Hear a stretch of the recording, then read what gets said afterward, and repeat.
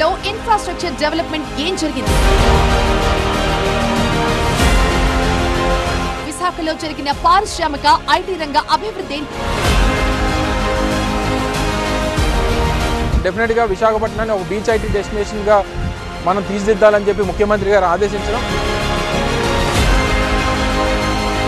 గత 5 ఏళ్లలో city of destiny ఏం మారింది?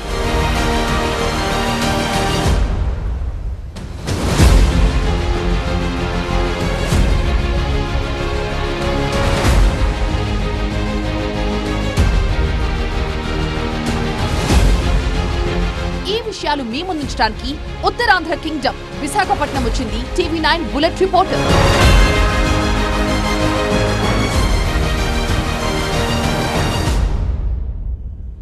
నమస్తే, మీరు చూస్తున్న TV9, నేను మీ బులెట్ రిపోర్టర్ ప్రత్యూష. ఇవాళ మన బులెట్ విశాఖలో ఆగింది. విశాఖ ఉత్తరాంధ్ర కింగ్డమ్ ఈనాటిది కాదు, ఎన్నో ఏళ్ల ఘన చరిత్ర ఈ సాగర తీరం సొంతం. ఆంధ్రప్రదేశ్ పరిపాలనా రాజధానిగా విశాఖను అనౌన్స్ చేసిన తర్వాత ఇక్కడున్న పరిస్థితులేంటి? గత 5 ఏళ్లలో విశాఖ ఏం మారింది? విశాఖ చుట్టుపక్కల ఉత్తరాంధ్రలో ఎలాంటి అభివృద్ధి జరిగిందో చూద్దాం ఇవాల్టి మన బులెట్ రిపోర్టర్లో.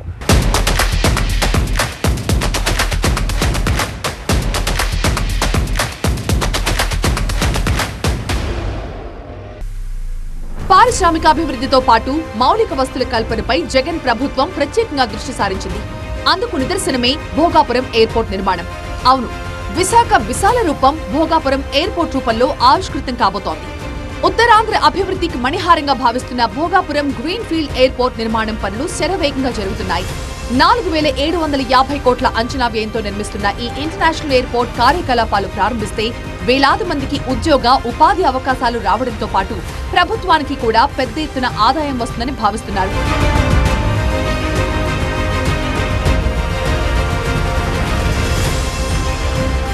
ఉత్తరాంధ్ర ప్రజల చిరకాల స్వప్నం Bhogapuram international green field airport.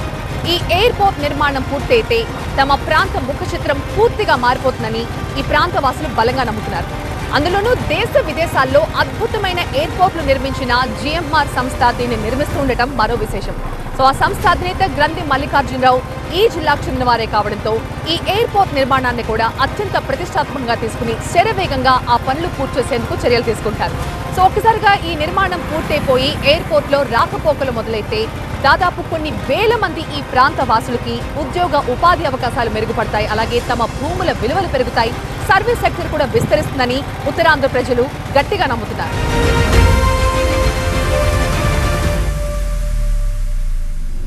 చాలా వేగంగా పనులు అనేవి చాలా వేగంగా జరుగుతూ ఉన్నాయి. వచ్చే సంవత్సరం ఏప్రిల్ లేదా వచ్చే సంవత్సరం డిసెంబర్ కల్లా ఇనార్బిట్ మాల్ కానివ్వండి, ఏఎస్ఎన్ మెగా మాల్ కానివ్వండి, రెండు కూడా ఓపెనింగ్ అవుతాయి. దానివల్ల ఏంటంటే ఎంతోమంది నిరుద్యోగులకి ఉపాధి అవకాశాలు కలిగే అవకాశం ఎక్కువ ఉంది.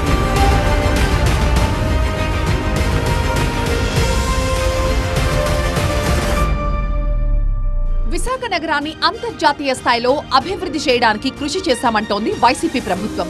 పరిపాలనా రాజధానిగా చేసేందుకు ప్రణాళికలు సిద్ధం చేశామని చెప్తోంది. ఐటీ, పోర్ట్లు, ఫిషింగ్ హార్బర్, భోగాపురం ఎయిర్పోర్ట్, దక్షిణాదిలోని అతిపెద్ద ఇనార్బిట్ మాల్ వంటి అనేక ప్రాజెక్టులకు సీఎం శ్రీకారం చుట్టిన విషయాన్ని గుర్తు చేస్తోంది.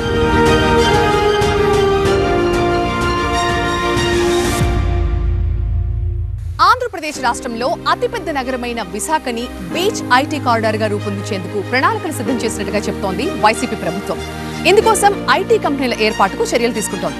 సో ఆయా కంపెనీలకు అనువైన స్థలాలు కేటాయించడంతో పాటుగా మౌలిక వస్తుల కల్పన కూడా పూనుకుంది. సో ఇందులో భాగంగా దిగ్గజ టెక్ కంపెనీ అయిన ఇన్ఫోసిస్ తన డెవలప్మెంట్ సెంటర్ ని విశాఖలో ప్రారంభించింది.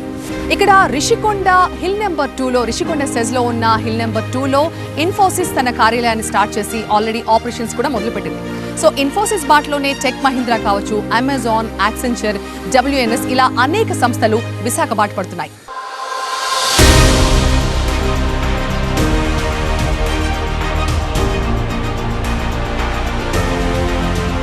విశాఖపట్నంలో అన్ని నియోజకవర్గాలు చాలా అభివృద్ధి చేశారు. అందులోనే ఉత్తర నియోజకవర్గంలో వైజాగ్ వైఎంసీ మాల్ ఒకటి, ఏఎంసీ మాల్ ఒకటి, మన ఇనార్బిట్ మాల్ ఒకటి. ఈ రెండు మాల్లోనే కనీసం యువతకి 20 నుంచి 25 వేల మంది ఉద్యోగాలు వస్తాయి. ఉద్యోగాలే కాకుండా ప్రత్యేకంగా పరోక్షంగా ఎన్నో మంది బిజినెస్ చేసుకునే అవకాశం ఉంది.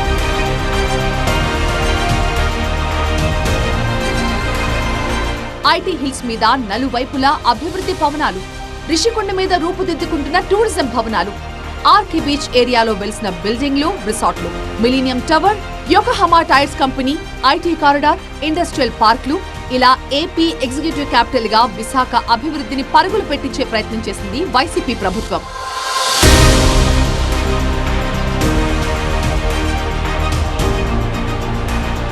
అసలు విశాఖ అంటేనే ఓ చైతన్యం. ఇక్కడ పట్టిందల్లా బంగారమే. సీఎం జగన్ హయాంలో విశాఖ వేదికగా జరిగిన గ్లోబల్ ఇన్వెస్టర్స్ మీట్ లో ఒక్క పరిశ్రమల శాఖ ద్వారానే 99 ఒప్పందాలు జరిగాయి.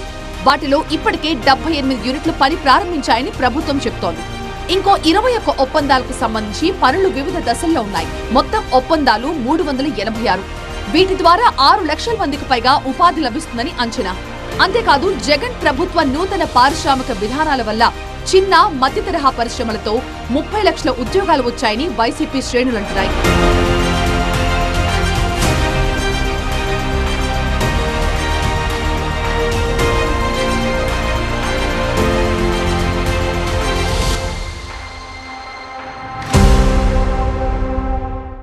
రాష్ట్రం ఆర్థికంగా అభివృద్ధి చెందాలన్నా, ఉద్యోగాల కల్పన జరగాలన్నా ఇక్కడ ప్రధాన భూమిక పోషించేది పెట్టుబడులు. అలాంటి పెట్టుబడులను ఆకర్షించడం కోసం జగన్ ప్రభుత్వం చాలా ప్రయత్నాలు చేసిందని చెప్తుంటారు ఆ పార్టీ నేతలు. ప్రధానంగా ఆయా కంపెనీలకి ఇక్కడ అనుకూలమైన వాతావరణంతో పాటుగా మౌలిక వస్తువుల కల్పన చాలా ముఖ్యం. సో అలాంటి మౌలిక వస్తువుల విషయంలో జగన్ తీసుకున్న ఆ చొరవ కారణంగానే ఈరోజు యోకోహామా లాంటి దిగ్గజ కంపెనీలు ఆంధ్రాకి తరలి వచ్చాయని చెప్తుంటారు ఆ పార్టీ నేతలు.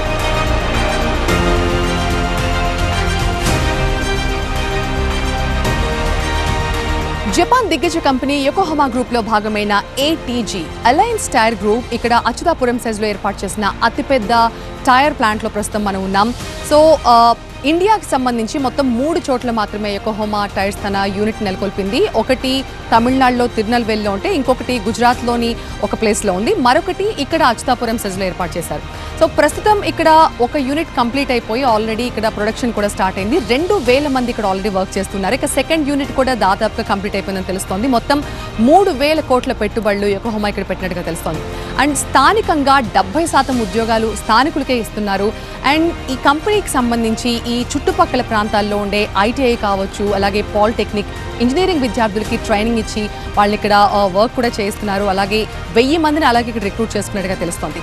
అండ్ దీని ఎక్స్పాన్షన్ని బట్టి, విస్తరణను బట్టి మరిన్ని ఉద్యోగాలు కూడా పెంచే అవకాశం కనిపిస్తోంది.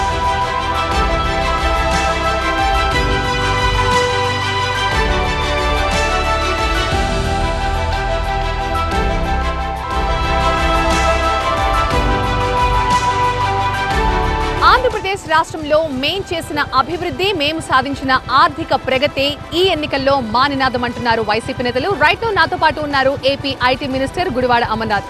నమస్తే అమర్నాథ్ గారు. బాగున్నారు, మీరు ఎలా ఉన్నారు? సో ఆంధ్రప్రదేశ్ ఐటీ మినిస్టర్ గా మీకు మీరు ఎన్ని మార్కులు ఇచ్చుకుంటారంటే అవుట్ ఆఫ్ 10?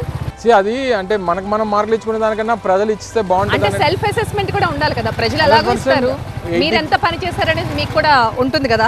80% ప్రాబ్లీ డిస్టింక్షన్ అని అనుకుంటా. ఎందుకంటే గతంలో ఎప్పుడు కూడా ఈ ప్రభుత్వం చేసినటువంటి కార్యక్రమాలు గతంలో ఏ ప్రభుత్వం కూడా చేయలేదు. ఈరోజు అంటే యాజ్ అన్ ఇండస్ట్రీస్ మినిస్టర్గా కానీ, లేకపోతే ఐటీ మినిస్టర్గా కానీ, ఇండస్ట్రీస్ మినిస్టర్గా మేము తీసుకున్నటువంటి కొన్ని నిర్ణయాలు, చేపడుతున్నటువంటి కొన్ని ప్రాజెక్ట్స్ బహుశా చరిత్రలో గుర్తుండిపోయేటువంటివి. ఐటీ కంపెనీస్ని అట్రాక్ట్ చేయాలంటే ముందు రాష్ట్రం వాటికి అనుకూలమైన వాతావరణాన్ని క్రియేట్ చేయడంతో పాటుగా ఇన్ఫ్రాస్ట్రక్చర్, మౌలిక వస్తువులు చాలా ఇంపార్టెంట్. సో ఆ రంగం మీద మీరు ఎంత కాన్సన్ట్రేట్ చేశారు ఈ 5 ఏళ్లలో అంటే ఏం చెప్తారు? ఆంధ్రాకి ఐటీని తీసుకురావాలని అంటే కొన్ని స్పెసిఫిక్ సిటీస్ లైక్ విశాఖపట్నం ఒకటే ఒక ఇనీషియల్ దాని గ్రోత్ ఇంజిన్గా, ఐటీ గ్రోత్ ఇంజిన్గా ఉండేటువంటి అవకాశం ఉంది. ఒక మేజర్ కంపెనీ, ఒక మేజర్ ఎంఎన్సీని మన రాష్ట్రానికి తీసుకురాగలిగితే వాటిని చూసి మిగిలినటువంటి పెద్ద కంపెనీలన్నీ కూడా మన వైపు వస్తాయనేటువంటిది నమ్మి ఇన్ఫోసిస్ లాంటి సంస్థలతో మాట్లాడి వాళ్ళందరినీ కూడా మనం మన ప్రొయాక్టివ్నెస్ని, స్టేట్ ప్రొయాక్టివ్నెస్ని అన్నింటినీ కూడా చూపించి మనం వాళ్ళని అట్రాక్ట్ చేసేటువంటి కార్యక్రమం చేసాం. ఈరోజు ఆల్మోస్ట్ 1000 ఎంప్లాయీస్తో వాళ్ళు విశాఖపట్నంలో సెంటర్ ఓపెన్ చేశారు, డెవలప్మెంట్ సెంటర్ని. దాన్ని ముఖ్యమంత్రి గారి చేతుల మీదుగా ప్రారంభించేటువంటి కార్యక్రమం చేసాం. ఈరోజు ఎక్కడికి వెళ్ళినా సరే మిగిలినటువంటి సంస్థలు కూడా విశాఖపట్నం వైపు చూసేటువంటి విధంగా దానికి కావాల్సినటువంటి ఎకో సిస్టమ్ కూడా విశాఖపట్నంలో తయారు చేసేటువంటి బాధ్యత కూడా తీసుకున్నాం. విశాఖని ఒక బీచ్ ఐటీ కారిడార్గా చేయాలన్న దృఢ సంకల్పంతో మీరున్నారు. అండ్ అలాగే ఒక ఐటీ ఎమర్జింగ్ టెక్నాలజీ రీసెర్చ్ యూనివర్సిటీని కూడా తీసుకొద్దామన్న ప్రతిపాదన వచ్చింది. ఎంతవరకు? ఇవన్నీ ఇనీషియల్ స్టేజెస్లో ఉన్నాయి. బీచ్ ఐటీ డెస్టినేషన్గా ఇక్కడ ఉన్నటువంటి ఎన్వైర్న్మెంటు, జియోగ్రఫికల్ కండిషన్స్, వీటన్నిటి మధ్య డెఫినెట్గా విశాఖపట్నాన్ని ఒక బీచ్ ఐటీ డెస్టినేషన్గా మనం తీర్చిదిద్దాలని చెప్పి ముఖ్యమంత్రి గారు ఆదేశించడం. సో ఆ రకంగా, ఎందుకంటే ఏదో ఒక స్పెషాలిటీ ఉండాలి. ఇప్పుడు ఈరోజు హైదరాబాద్కి ఉన్నటువంటి అడ్వాంటేజెస్, బెంగళూరుకు ఉన్నటువంటి అడ్వాంటేజెస్, వీటినన్నింటినీ చూపిస్తూ మనకున్నటువంటి అడ్వాంటేజెస్ని ప్రాపగేట్ చేయాలనేటువంటి ఉద్దేశంతో బీచ్ ఐటీ డెస్టినేషన్గా విశాఖపట్నం చేయాలని చెప్పి ముఖ్యమంత్రి గారు నిర్ణయం తీసుకున్నారు. సార్, ఉత్తరాంధ్ర వాసుల చిరకాల కోరిక Bhogapuram greenfield airport. So airport నిర్మాణ పనులైతే శరవేగంగా జరుగుతున్నాయి. దీంతోపాటు ఈ ప్రాంతం రూపురేఖలు మారిపోయే విధంగా ఎన్నో పెద్ద పెద్ద దిగ్గజ కంపెనీలను ఇక్కడికి వచ్చి పెట్టుబడులు పెడుతున్నారు. యోకోహామా కావచ్చు, లేకపోతే ఇప్పుడు ఇండస్ట్రియల్ క్లస్టర్ వస్తుంది. సో వీటన్నిటికీ ఇప్పటి వరకు మీరు చేసింది ఏంటి, మళ్ళీ వస్తే చేయబోయేది ఏంటి? భోగాపురం ఇంటర్నేషనల్ ఎయిర్పోర్ట్ సంబంధించి పూర్తి స్థాయిలో ల్యాండ్ ఎక్విజిషన్ కానీ, దాని మీద ఉన్నటువంటి లీగల్ ఇష్యూస్ కానివ్వండి, కావాల్సినటువంటి సెంట్రల్ గవర్నమెంట్ క్లియరెన్సెస్ కానివ్వండి, లేదా డీజీసీ నుంచి కావాల్సినటువంటి అప్రూవల్స్ అన్నీ తీసుకున్న తర్వాత పనులు ప్రారంభించాం. లాస్ట్ ఇయర్ మే 2వ తారీఖున 2023 మే 2ని గౌరవ ముఖ్యమంత్రి గారు ఫౌండేషన్ వేయడం జరిగింది. ఇప్పుడు మీరు ఒకసారి వెళ్ళి చూస్తే భోగాపురం ఇంటర్నేషనల్ ఎయిర్పోర్ట్ సంబంధించినటువంటి రన్వే కానివ్వండి, కావాల్సినటువంటి టెర్మినల్ బిల్డింగ్స్ కానివ్వండి, ఎంత యుద్ధ ప్రాతిపదికన జరుగుతున్నాయనేటువంటి మీరు చూడొచ్చు. దాంతోపాటు రేపు 2025 కల్లా డెఫినెట్గా మనం అది కంప్లీట్ చేసేటువంటి 2025 డిసెంబర్ కల్లా కమర్షియల్ యాక్టివిటీస్ని కూడా అక్కడి నుంచి మొదలుపెట్టేటువంటి కార్యక్రమం చేస్తాం.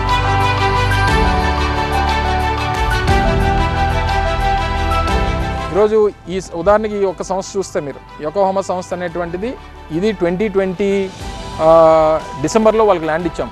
2021 జనవరి ఫిబ్రవరిలో వాళ్ళకి క్లియరెన్స్లు ఇచ్చాం. 2022 ఆగస్ట్లో కంపెనీ ఫస్ట్ ఫేజ్ ప్రారంభమైంది.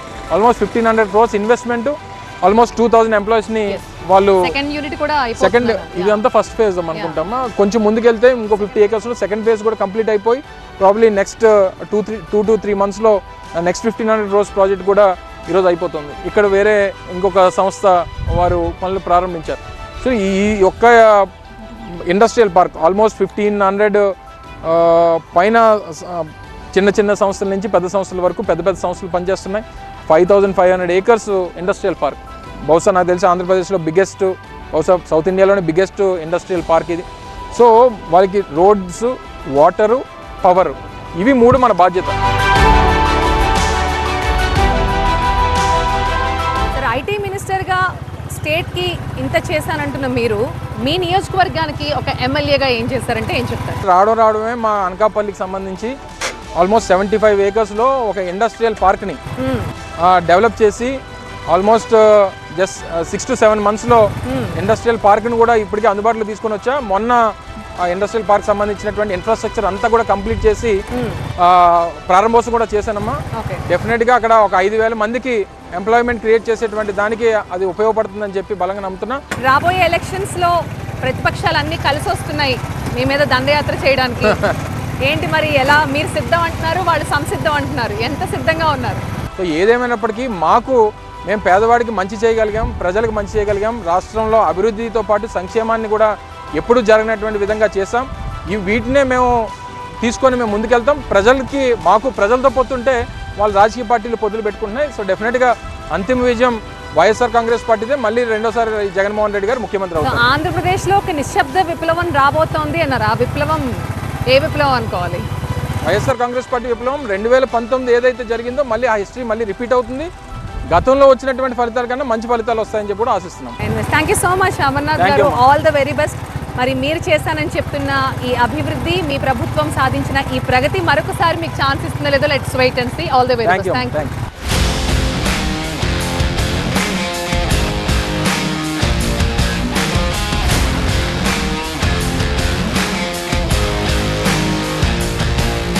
విశాఖ తీరంలో అభివృద్ధి కెరటాలని ఎవ్వరూ ఆపలేరు అంటోంది వైసీపీ ప్రభుత్వం. అంతేకాదు, వచ్చే ఎన్నికల్లో జగన్ ని మళ్లీ గెలిపిస్తే విశాఖలోనే ముఖ్యమంత్రిగా ప్రమాణ స్వీకారం చేసి ఇంటర్నేషనల్ సిటీగా తీర్చిదిద్దుతాము అంటున్నారు వైసీపీ నేతలు. ఏపీ అభివృద్ధికి వైజాగ్ గ్రోత్ ఇంజిన్ గా మారుతుంటే స్థానికుల్లో ఉత్సాహం ఎగసిపడుతోంది. ఈ కడలి కెరటాల్లా?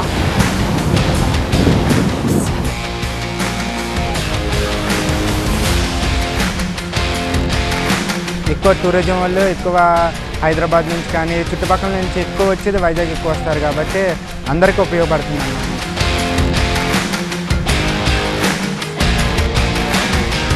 వైజాగ్ పేరు చెప్పగానే మనందరికీ గుర్తొచ్చేది ఆర్కే బీచ్, రిషికొండ, భీమిలి బీచ్. అయితే ఇవే కాకుండా కొత్తగా మరొక 11 బీచ్లని ఏపీ ప్రభుత్వం అభివృద్ధి చేసింది. అలాగే ఈ బీచ్లని ఎప్పటికప్పుడు క్లీన్ గా ఉంచడానికి 1300 కోట్లతో 6 బీచ్ క్లీనింగ్ యంత్రాలు కూడా కొనుగోలు చేసింది ఏపీ ప్రభుత్వం. ఈ బీచ్ క్లీనింగ్ యంత్రాలతో ఎప్పటికప్పుడు ఈ బీచ్లన్నీ కూడా క్లీన్ గా పరిశుభ్రంగా ఉండేలాగా ప్లాన్ చేస్తున్నారు. అండ్ ఈ 11 బీచ్లని అనుసంధానిస్తూ కోస్టల్ బీచ్ మాస్టర్ ప్లాన్ లో జిల్లాలో మరొక 23 బీచ్లను అభివృద్ధి చేసేందుకు కూడా ప్రభుత్వం ప్రణాళిక రచించింది.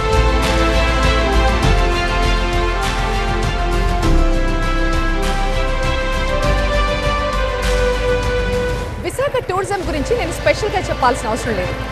సాగర తీరం, పచ్చని కొండలతో విశాఖ ఎప్పుడూ అందంగా కనిపిస్తూ ఉంటుంది.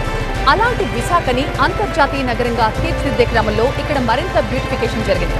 విశాలమైన రోడ్లు, పచ్చటి పార్కులు, అలాగే వచ్చిన వాళ్ళని ఆకర్షించేందుకు, ఇక్కడ ఉన్న వాళ్ళకి ఎంటర్టైన్ చేసేందుకు అమ్యూజ్మెంట్ పార్క్స్ కావచ్చు, అలాగే కొత్తగా నిర్మించిన బీచ్లు కావచ్చు, అలాగే హోటల్స్ కావచ్చు, రిసార్ట్లు కావచ్చు.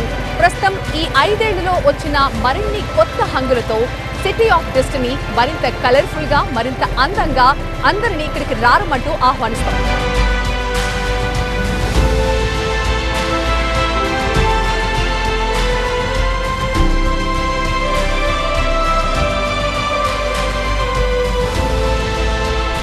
ఈరోజు జగన్మోహన్ రెడ్డి గారు ప్రవేశపెట్టిన పథకాల గురించి కానీ, అతను వేసిన రోడ్ల గురించి కానీ, అతను తెచ్చినటువంటి కంపెనీల గురించి కానీ ఎటు చూసినా సరే మొత్తం ఆంధ్రప్రదేశ్ మొత్తంగా 100% మనం అభివృద్ధి చెందిందని తెలియజేస్తున్నామండి. ఎందుకంటే ఈరోజు నేను ఒక కార్ డ్రైవర్గా పనిచేస్తున్నప్పుడు ఇక్కడి నుంచి విజయవాడ వెళ్ళడానికి కానీ, హైదరాబాద్ వెళ్ళడానికి కానీ, ఎటు చూసినా విశాఖపట్నం నుంచి విజయవాడ వెళ్ళడానికి కనీసం 7 గంటల సమయం పట్టిందండి. అటువంటిది ఈరోజు ఆ రోడ్లు చూసుకుంటే తక్షణం 5 గంటల సమయంలో మేము విజయవాడ చేరుకోవడం జరుగుతుంది.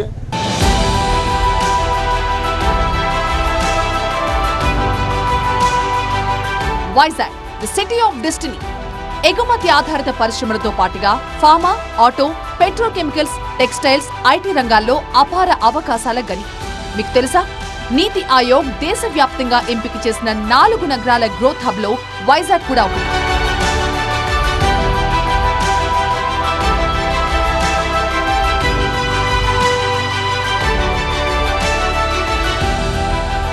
విశాఖను పరిపాలనా రాజధానిగా చేసేందుకు ప్రణాళికలు సిద్ధం చేసినట్టుగా చెప్తోంది వైసీపీ ప్రభుత్వం. ఇందులో భాగంగా ఐటీ, పోర్ట్లు, ఫిషింగ్ హార్బర్లు, భోగాపురం ఎయిర్పోర్ట్, దక్షిణాదిలోని అతిపెద్ద ఇనార్బిట్ మాల్, ఇలాంటి ప్రాజెక్ట్స్ కి ముఖ్యమంత్రి వైఎస్ జగన్ శ్రీకారం చుట్టిన విషయాన్ని గుర్తు చేస్తున్నారు.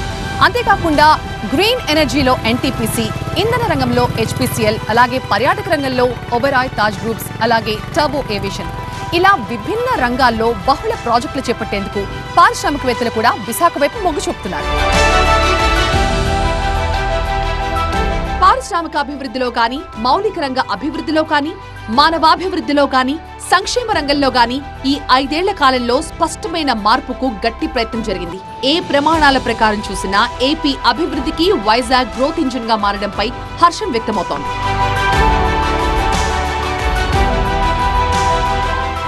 ఒక గ్లోబల్ సిటీకి కావాల్సిన అన్ని లక్షణాలు, కావాల్సిన వనరులు వైజాగ్ కి పుష్కలంగా ఉన్నాయి. అందుకే వైజాగ్ ఎప్పుడు ఒక అంతర్జాతీయ నగరంగా మారుతుందని ఈ ప్రాంత వాసులు వెయిట్ చేస్తున్నారు. అయితే ఆ కళ నెరవేరాలన్నా, వెనుకబడ్డ ఉత్తరాంధ్ర జిల్లాలు అభివృద్ధి పదంలో దూసుకుపోవాలన్నా కూడా అది మాతోనే సాధ్యమంటోంది వైసీపీ. మరి వైసీపీ చేశాము అని చెప్తున్న ఆ అభివృద్ధిని ప్రజలు నమ్మి రాబోయే ఎన్నికల్లో మరొకసారి అవకాశం ఇస్తారా, మార్పు కోరుకుంటారా? Let's wait and see. ఇది వాళ్ళ మన బుల్లెట్ రిపోర్టర్. చూస్తూనే ఉండండి టీవీ 9.